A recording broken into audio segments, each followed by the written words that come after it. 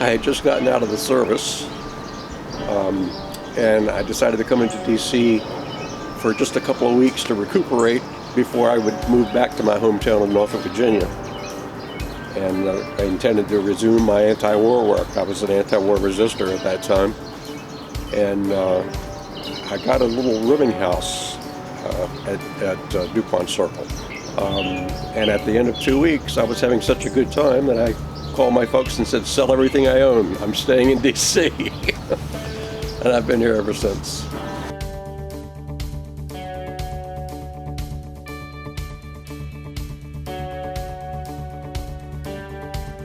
I've read papers on Dupont Circle neighborhood history, and you can go back and find letters from the Dupont Circle Citizens Association, still very much around, from the 1930s, complaining to the police and anybody else who would listen about the proliferation of homosexuals in Dupont Circle itself. So even going back as far as the 1930s, at least we were cruising here. Whether we were living here, that was not you can't tell that, at least from what I've read.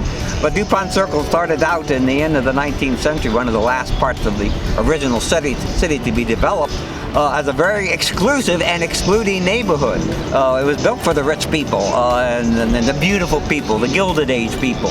So somehow everything's completely flipped, and what used to be the most exclusionary neighborhood in Washington has wound up as one of the most inclusionary. Well, I started the store because I had been to a gay pride march in New York. I guess it was in 72. I think it was in 72. And I totally by accident, I stumbled upon Oscar Wilde Memorial Bookstore. That was the first gay bookstore in the world. It was founded by Craig Rodwell. And it was a tiny little place. It probably had 24 books on the shelf. But it was a really interesting idea for me. I thought to myself, someday Washington should have a store like this. I borrowed $3,000 from a local gay activist, and with that, and $1,000 from my business by then, and decided to open the store in '74.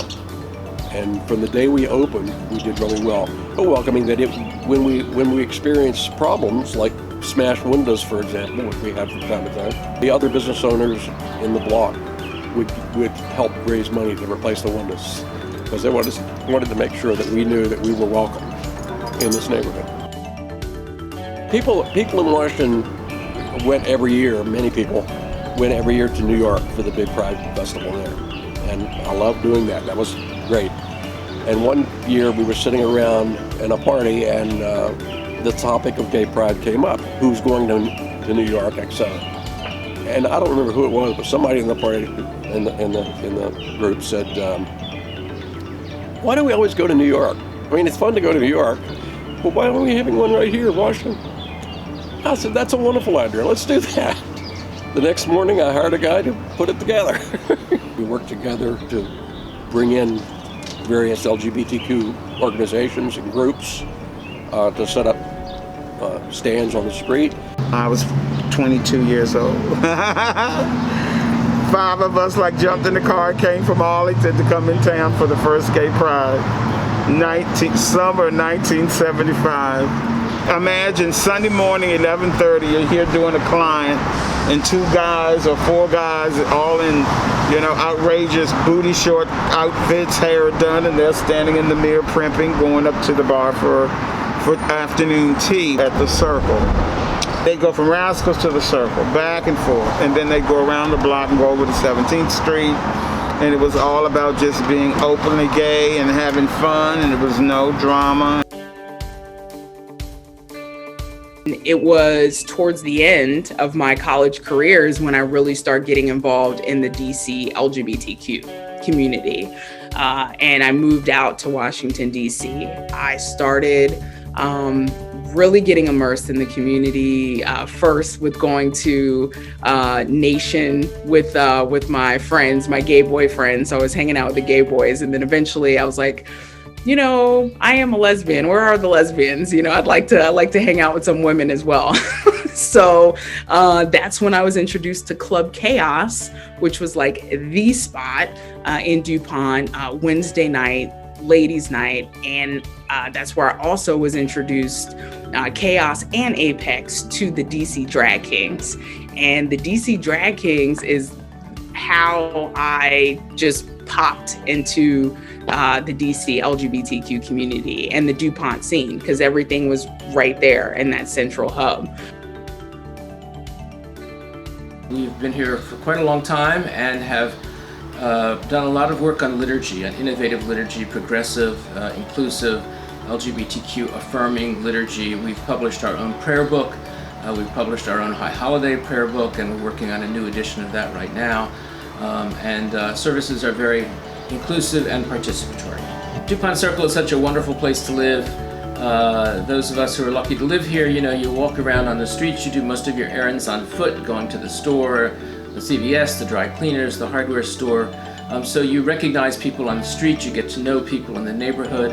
And this is where the gay community started, back with the first gay pride celebrations on 20th Street. And then later at Peachtree Beach, and now the parade winds its way through the community, comes down 17th Street. So it's been the perfect home for Bet Mishpacha. We feel a lot of community support, and there's been just a sense of this is our home.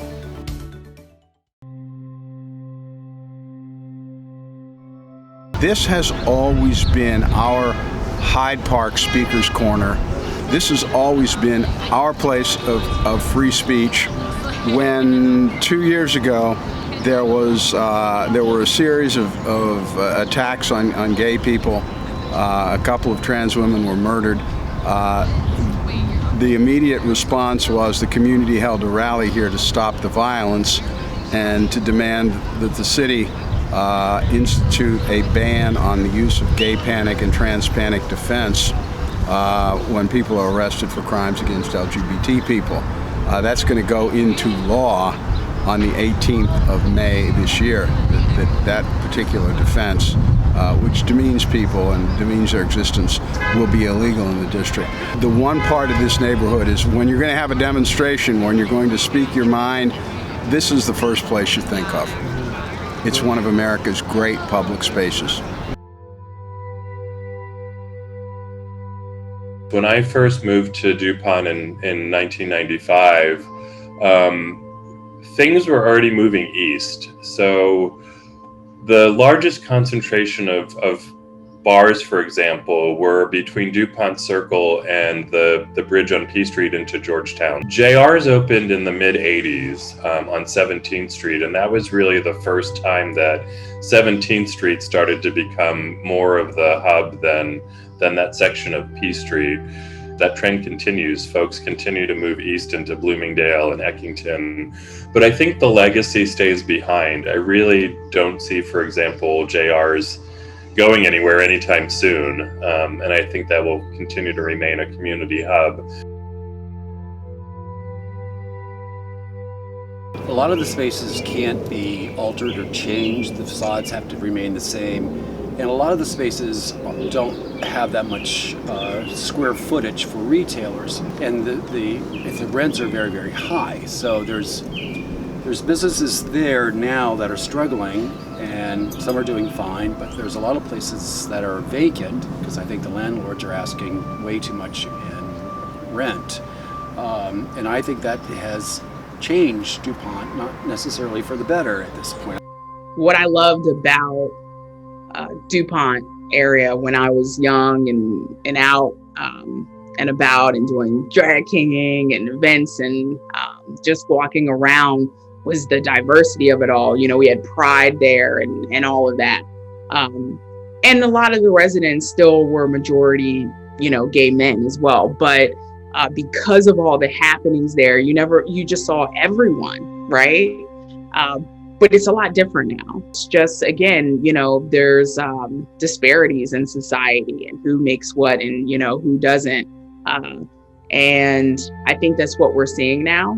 I think it's still a gayborhood of sorts, but I think it's a very specific gayborhood to a specific type of people within our community. And so we don't necessarily have that anymore like we did years ago, when I was in my 20s, hanging out in Dupont and seeing all different types of queer folks, because we had other establishments that welcomed more than just gay men. Yeah, it's actually important to note that Dupont Circle has gone through changes before. It's gone up through ups and it's gone through downs. In the late 60s, it was actually going through a down period when all these people for the anti-war marches started coming to town and sleeping on the benches in Dupont Circle. And suddenly the places that were serving cheap food began to really do well. So it goes up and down from time to time, usually on about a 10 or 15 year cycle. So I'm not worried about it in the long term.